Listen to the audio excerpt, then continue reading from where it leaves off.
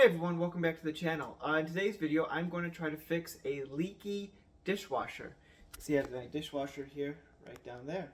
And it is leaking right now, which is never fun. For those of you who do check out my videos, you might be wondering, well, don't you normally talk about like toys and comics and nerdy stuff like that? And to that, I say I do. But one of the other things I do like doing is kind of repair work around the house where I can, and since it's my channel, I could do whatever I kind of want, I guess. But one of the things is, when it comes to YouTube, that I take a lot of value in is I see that there is a lot of DIY fixer-up things videos on there, which I've learned quite a bit from. And this, of course, would just be another one of those, but if someone comes across this video and it helps them fix whatever problem they have, then even if it's just one person, then I feel like I've done something good to help out another human being in that regard. We'll see if I'll be able to fix this. I did do a little research beforehand to see what possibilities it might be, so we're going to find out what's going to be there. So this is my dishwasher, KitchenAid. We got it in 2017 after we moved into this house. And the dishwasher that we had there just kind of died out on us pretty quickly. So we got this new one here, and it serviced us pretty well over the years. About a few years ago, 2021 maybe, right around Thanksgiving time, we started noticing it was leaking. And like, that's weird. And then we put a, I tried looking at it. My father-in-law came by, he tried looking at it too. We couldn't figure out what the leak was going, and it wasn't a consistent leak. So we just, it was nasty now, but we had this baking tray we weren't really using because it was already pretty bad. We just shoved it under there to collect any water, and that seemed to solve the problem for a number of years. Then about every now and again it would overflow, and so we have to mop it up. But then within the last week or so, it's been overflowing multiple times, so it's kind of like, all right, we got to actually sit down and try to fix this thing, see what's going on. For those of you who are homeowners, maybe if you have families, you probably know that some people might say there are two constant things in the world, death and taxes. I disagree. It's dishes and laundry. So every day, that's all we're doing. So we got to make sure we get this thing fixed up, because it's going to be a lot of hand washing if we don't do that. So first thing we need to do, dishwasher is empty. This is a KitchenAid. Model number is something. I'll take a picture and show it up there. But first thing we want to do is find out where our leak is coming from. I've already taken out the bottom, which we have actually took out a long time ago for easy access to that tray. And we'll kind of take a look, see what's going on down there, and then we'll kind of start ruling out different things that might be a problem. Alright, this is underneath the dishwasher. Get a light so you can see better. See all the different parts. I'm sure all these parts have names to them. Lord knows I don't know what those names are. But that's okay.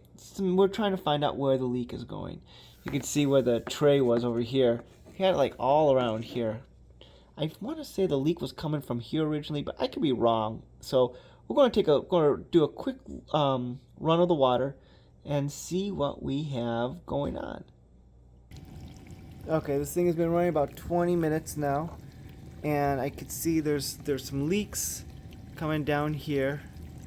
Kind of wiped up a little bit, but it was leaking from up here. Let's see if we can get it on camera. It's like catching Bigfoot. I moved in a little bit closer. You could kind of see the drippage coming. So, what can that be to? Oh, there we go. Oh, let me put the, yeah. Okay. Let me put the there, because I don't want to ruin my floor too much. So now it's a matter of figuring out why this is leaking here. Yeah, look at that. That's not good.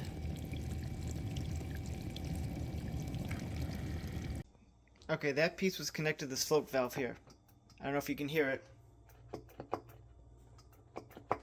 That click indicates that it's still working okay. So something is up with that. It might be a lock nut needs tightening. I don't know. But we can't take this up because it's kind of locked in there.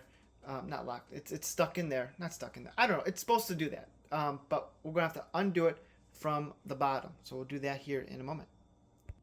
All right. So underneath here, you might see those two little knobs right there. We want to push those together, and that should open it up for us.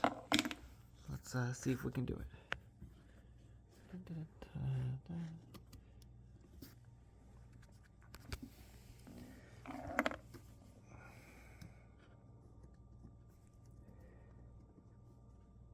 I'm just going to do it and then come back after the cut.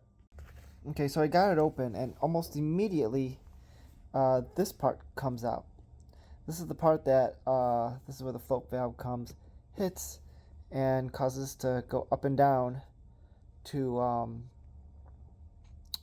indicate where the water is coming in and floating up there. So I'm going to take this part out. Now that that's open, we can just do, so I'm trying to get a good angle on doing this. Should pop that up like that over, and that should come out. And we're going to take a look and see if it's dirty, clean, all that, and maybe see what the lock nut's looking like. Alright, so we take that out. Looking a little gross. That looks super gross. That could have played an issue. So I'm going to go clean that up here real quick. Alright, so I cleaned up all the gunk on here. When you have like the gunk, from what I learned, when you have the gunk on here, the float won't be able to go down all the way, which causes the water to go in here, which causes it to drip underneath there, which lines up with probably what was happening. I also tightened this a little bit. I didn't over tighten it because I don't want to do that, and see if that might work. It did tighten pretty easily. We'll see if that did anything itself, but yeah, we'll see how this goes. I'm going to put it all back together and see if we have any leaks. Put this in like so. There we go. And then we gotta put the float in, and it'll come out through there. I can't do this and hold the camera at the same time, so I'm gonna do some of this after the cut. Okay, so I got something to prop that on so we can do a little bit of stuff here. So I'm gonna try to push down on the float, while I kind of do things.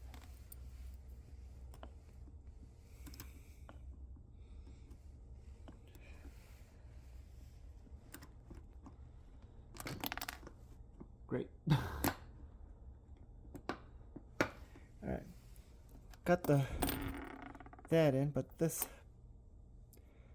part fell back out again while I was doing it. So gotta put that back in. And this is like the most awkward thing ever to do.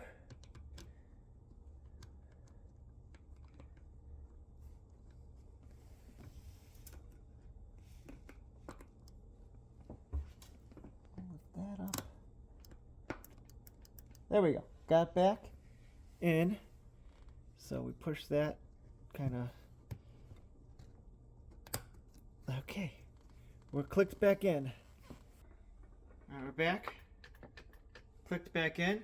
Let's give this another run and see if we get any more water. Alright, it's been about 20 minutes since I started it, and so far no leaks. Hopefully I got it here.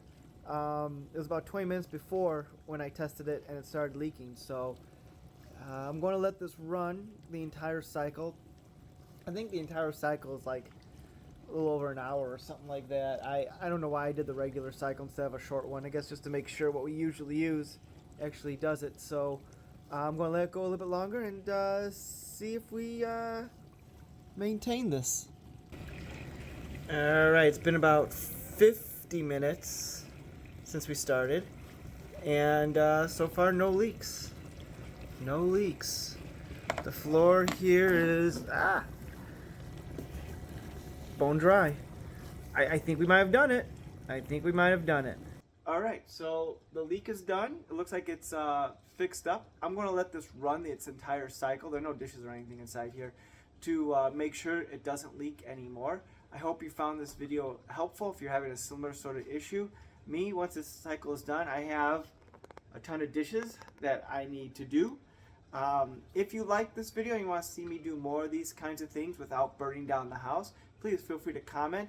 I will happily do those because there's always something that needs to be fixed around here or something that I'm always learning brand new as well. So I think that's going to do it. Talk to you later.